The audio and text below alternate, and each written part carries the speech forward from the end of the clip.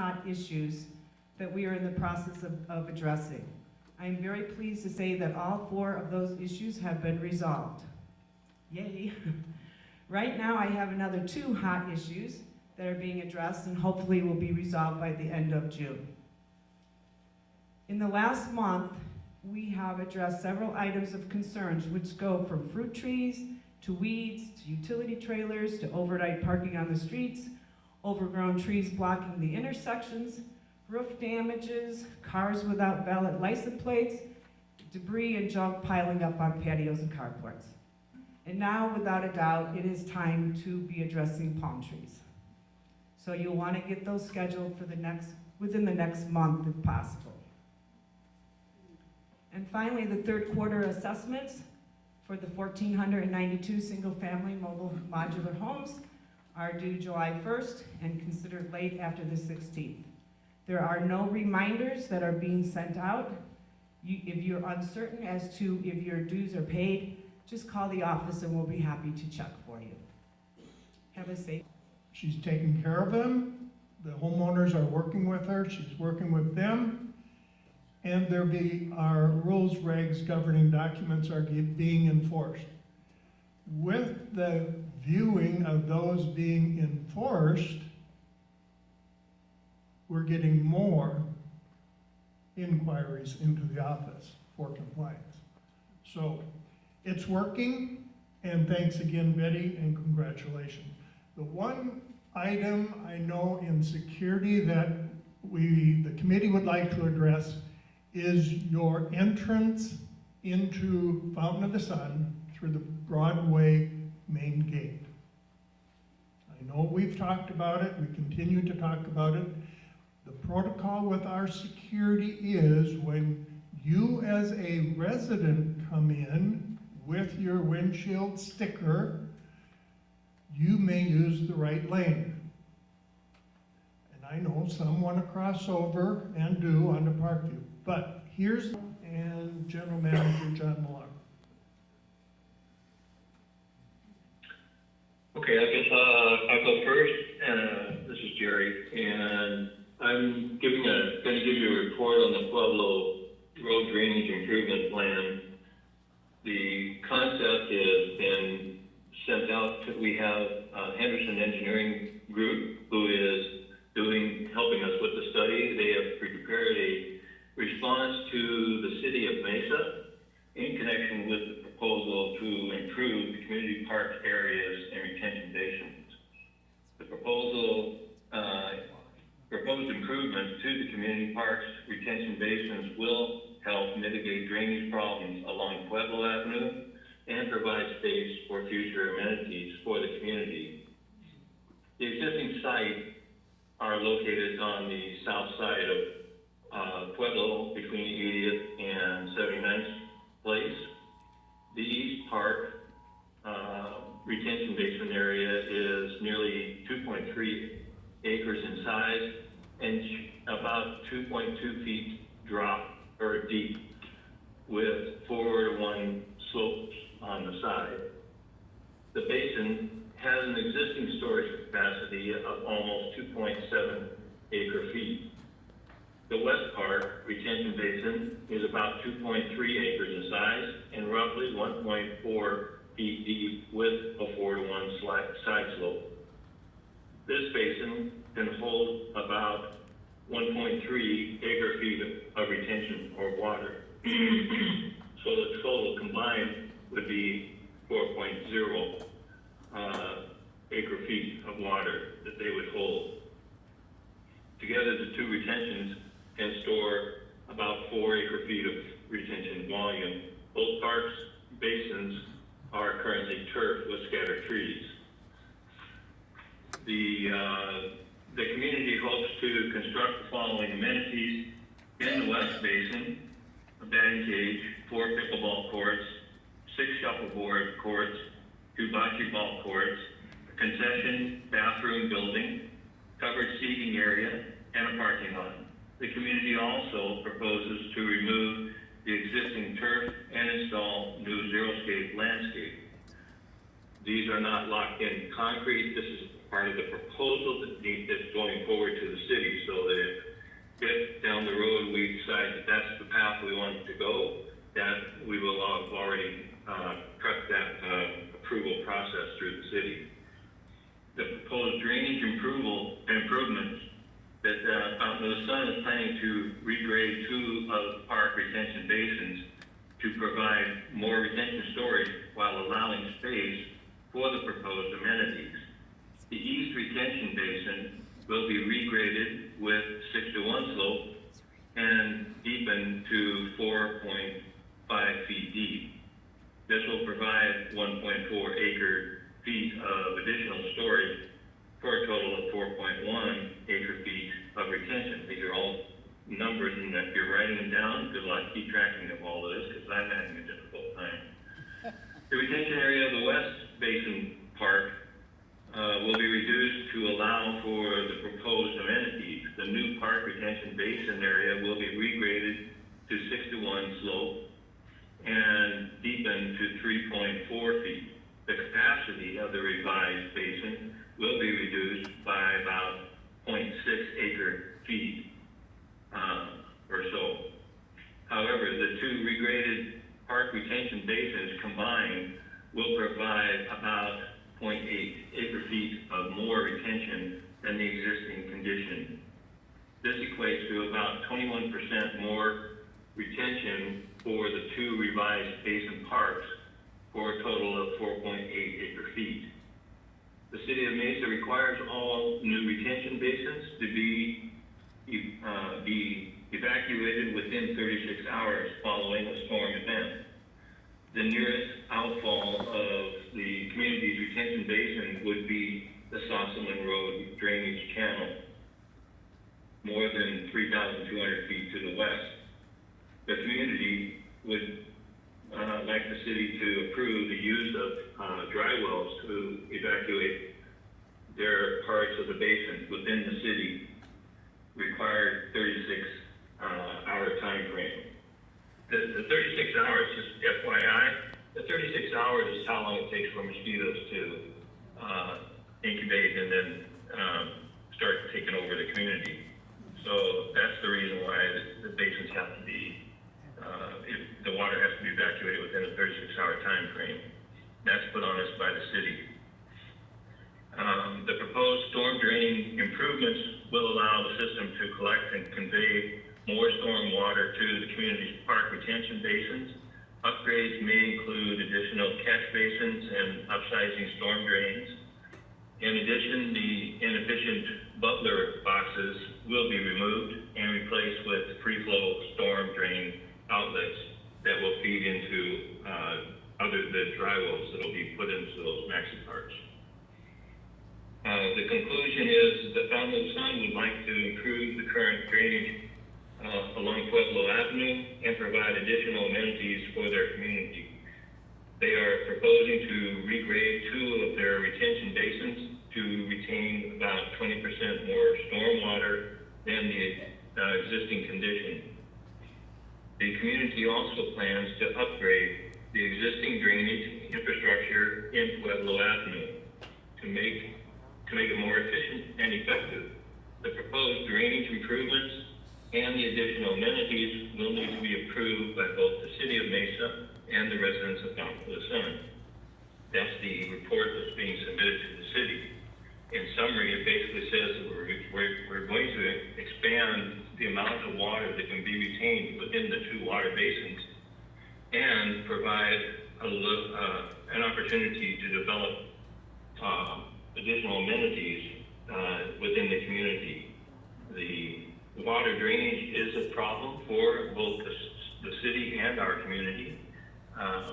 The city has a problem with their Sossaman drainage portion, and our added water that flows down into their drainage system impacts the intersection there at Sossaman and Pueblo. And that turns into a semi-lake for a short period of time, which eliminates anybody going in or out of that area because it's usually shut down. So what we're trying to do is help them with their problem, and they're going to help us with our problem of providing more drainage capability within our community that will meet the evacuation process that they have put on us, the limit of 36 hours. And it'll give us a chance to increase some of the amenities.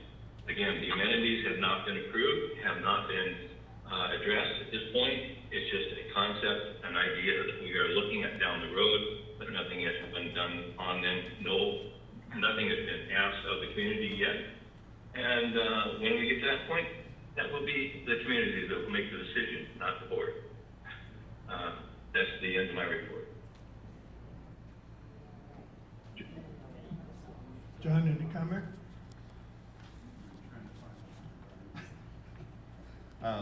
This sketch up here is the drawing that accompanies this, what Jerry read. This shows a drawing of the East Maxey Park. You answered the question earlier, is there ever going to be a dog park in here? At this point, that's showing a dog park in the east portion of the East Maxey Park area. The west portion is what would be deeper and be the primary retention area. The plateau where the dog park is would actually be slightly elevated, so that the only time that it would be underwater is if there was a major storm event. Most what they call nuisance water or light rain would never result in that having to be closed. And I'm going to find the other sketch here, if you bear with me.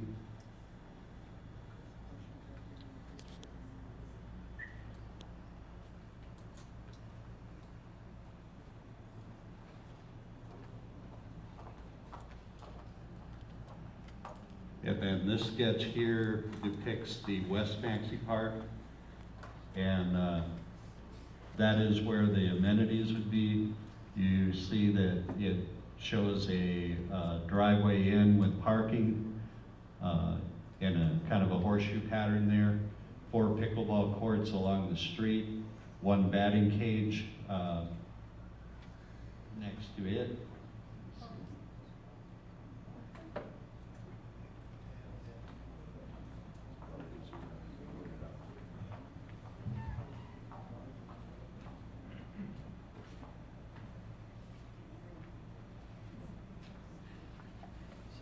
So here's your horseshoe kind of shaped driveway, and those are individual parking spaces. Parking spaces are basically a function of how many courts you have. Essentially, for every court or playing surface, you've got to have about 2 parking spaces. So you've got 4 pickleball courts, a batting cage here on that interior area.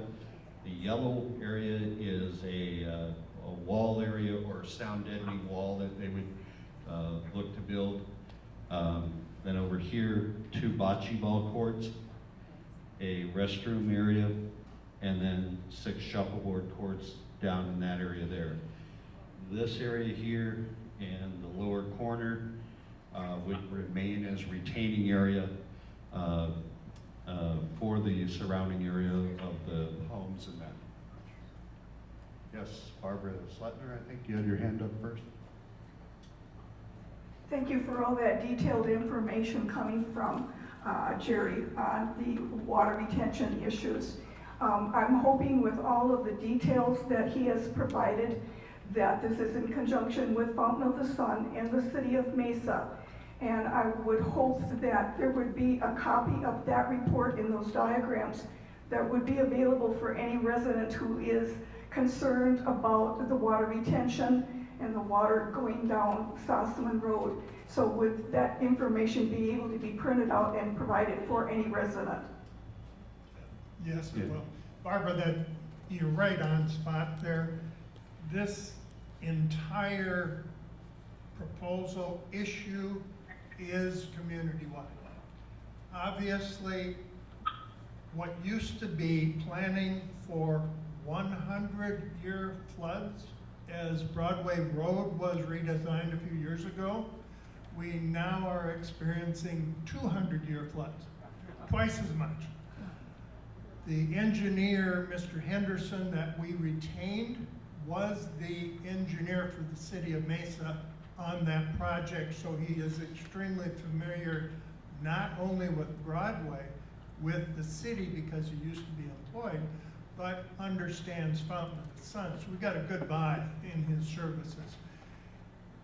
This process, after his evaluation, gave us a drainage report, how water drains. And it's documented what does, what doesn't. Overall, from a community standpoint, we've probably heard for 5, 6, 7 years, are they parks, maxi parks, water retention, what are they? What we did know was nothing could be done in them until we visited with the city. We are visiting the city with the water issue first. And in resolving that to the limit of our capability using dry wells, the expense of hauling excavated dirt off is being suggested to raise the plateau in the west. If we did that, here is a menu of potential amenities. While you're addressing this, City of Mesa, what about this? We want to visit it at the same time being cost effective. And you're spot on. And as it indicates, approval not only comes from the city, but the residents of the community. What we're trying to do is give you all of the information that we've been able to research and put together. This project started over a year ago under a previous association. So thank you for your comments. One thing to note in the letter here too, this is a pre-application submittal. Basically, you're finding out what is possible. It is not to get a permit. I recently had a conversation with some folks who said, oh, we heard you're gonna start shoveling dirt here this summer. This is the stage it is at. And pre-application to give to the city to find out what is possible. Yes, Sharon Jandor? Would that address the, I'm Sharon Jandor. Would that address the issue on Firefly, the flooding that they had down at the bottom of the hill? That is actually not in the same plane of drainage. That was another drainage issue that we will need to address in the future.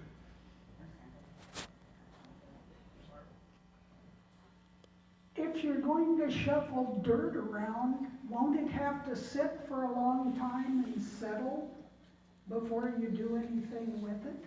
I think the engineer answer that. They can compact the surfaces and, I mean, you've seen developments that are done. If they're doing a regrading and that, they can compact that in a timely fashion. I mean, it's done all the time, every time they dig streets for a new development and put lots in. So, again, it doesn't take weeks or months. That's something that we'd have to get a time frame for if the project if and when the project moves forward. Thank you. Are all the guys sleeping out here? Jerry? Gary? Ron? Come on, you guys. You're being shown up here a little bit by our astute ladies.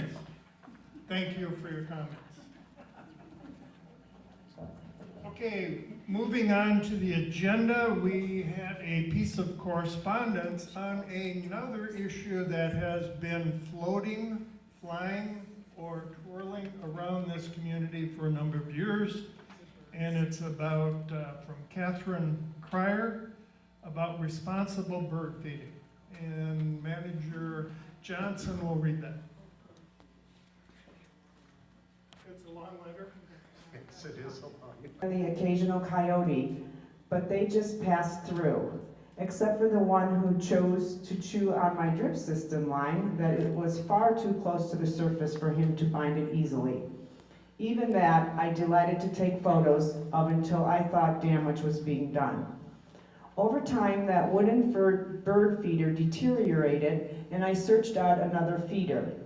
For nearly $100, I purchased a responsible feeder that has a cage over it that allows only small birds, wrens, finches, lovebirds, doves, etc. to feed from it.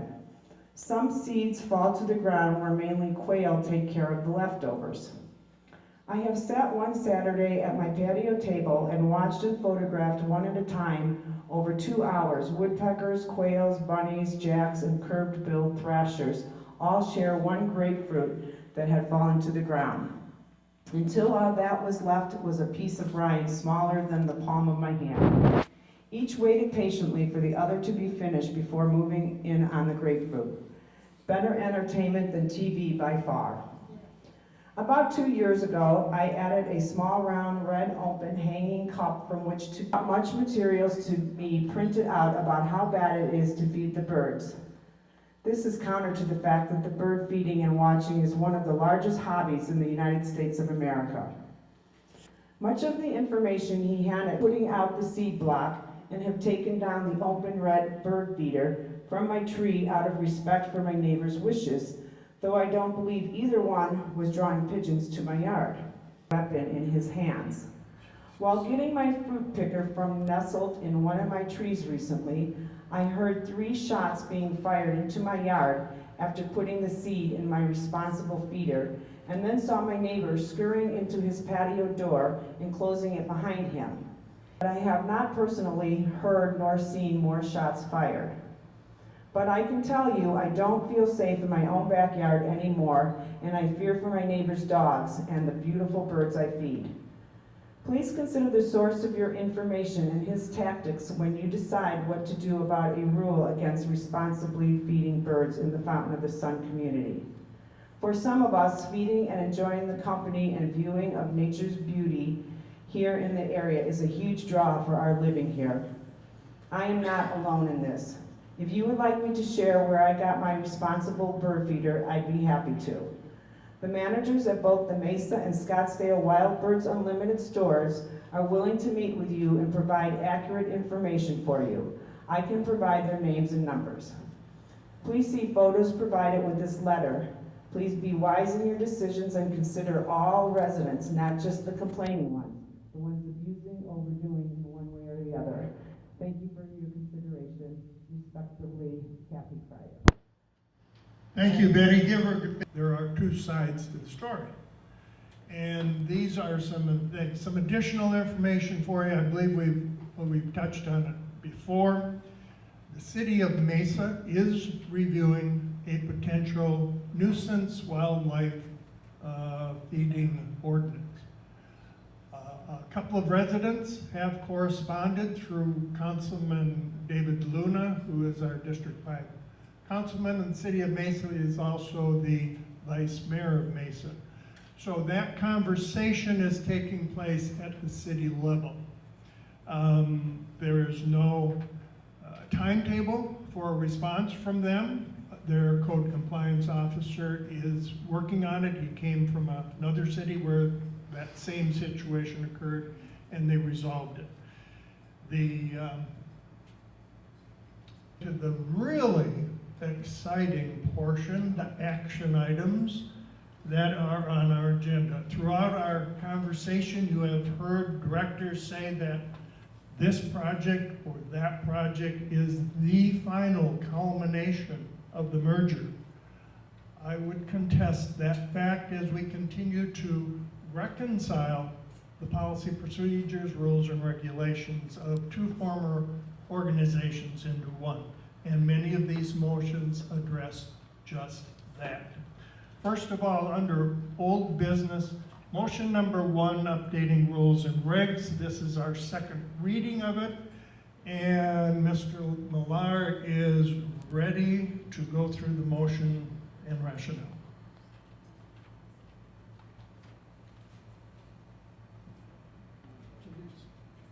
Can you project and talk at the same time?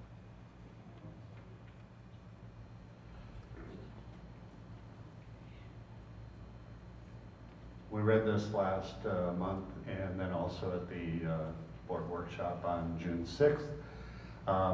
The approved what the board approved in the May meeting was the adoption of previous rules that the FOSCA board had approved in 2017. Big part of that was to change everything from FOSCA references to FOSA. And then we're going to go through the highlighted sections where specific changes are now being recommended. And at the front of the motion, you can see these areas of individualized there. If you'll bear with me to find these sections. On gate access records, there was a typographical thing. Boy, this is really hard to see. Or not really typographical, but just syntax of the sentence was changed in the gate access records.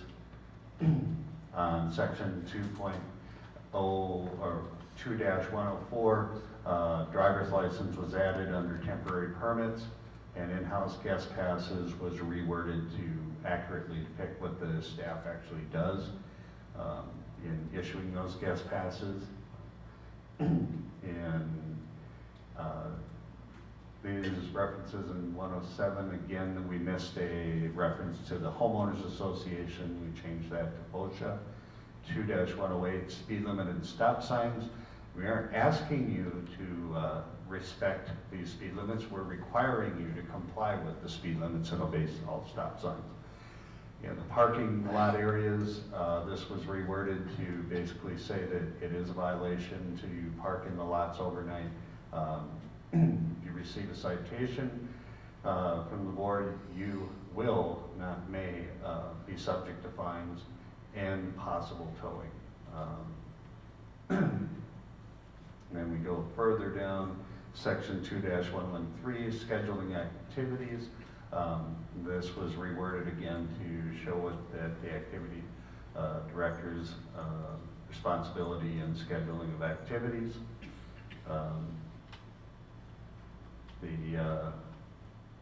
In 2-115, name badges, the renter's temporary badge was deleted, and then the name badges, rather than saying obtained, they have always been required to be purchased, and so that word was changed there.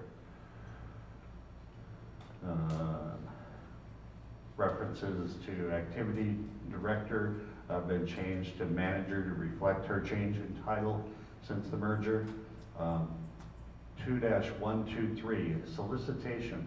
Interestingly enough, all these years that we've said we've been soliciting, there's never been a rule written down somewhere that actually said that, other than the sign out in front of the community. So the solicitation section here removes the references to the community association, and the Father of the Son Association prohibits solicitation.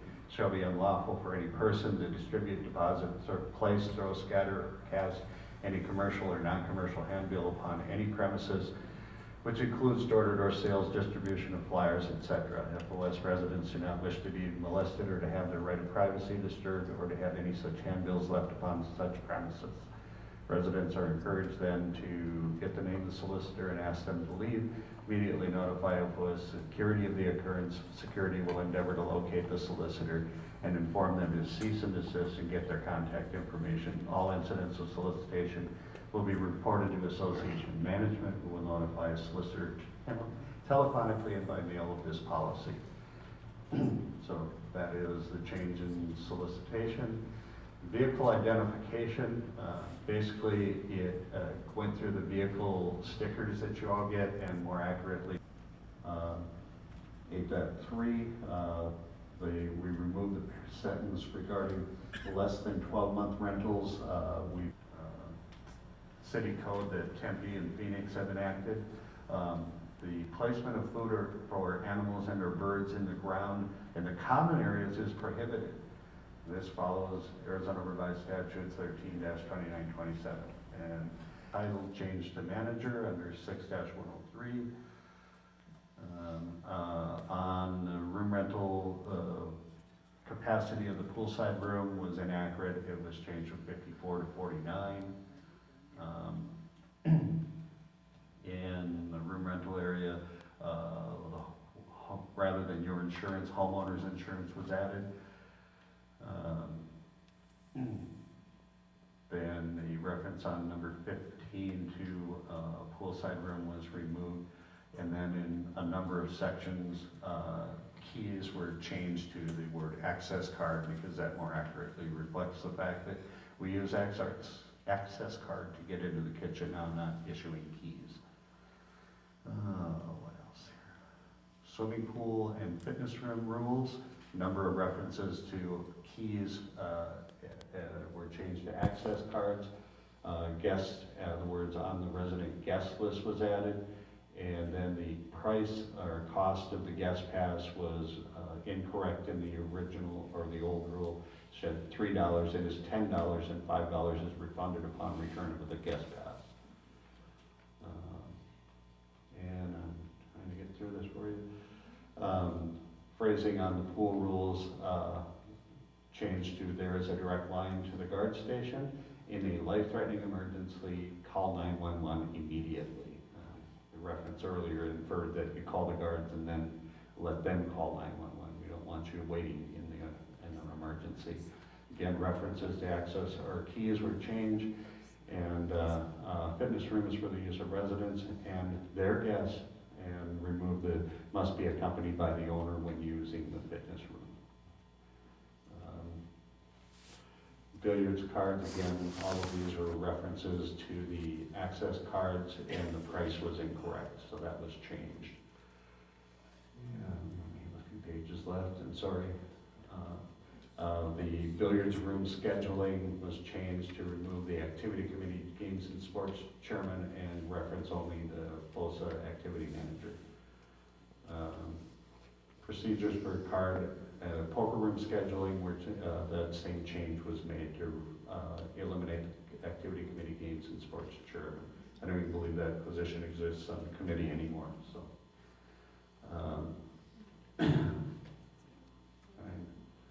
pickleball, specifically playing times were changed. It had said 6 a.m. to 10 p.m. The way in our packets received electronically, there were 31 files, and I never did stop to count how many pages. But in motion number 1, amend the adopted rules and regulations approved by FOSA Board of Directors on May 15, 2019. Rationale: the following sections are proposed for amendment to reconcile existing policies, second reading, motion to amend to follow at June FFS board meeting, section 2-109 parking lots, 2-123 solicitation, 3-106 golf carts, bicycles, and other motorized vehicles, 3-108 storage of golf carts, single-family home areas, 3-109 roll-off containers, dumpsters, pods, 4-100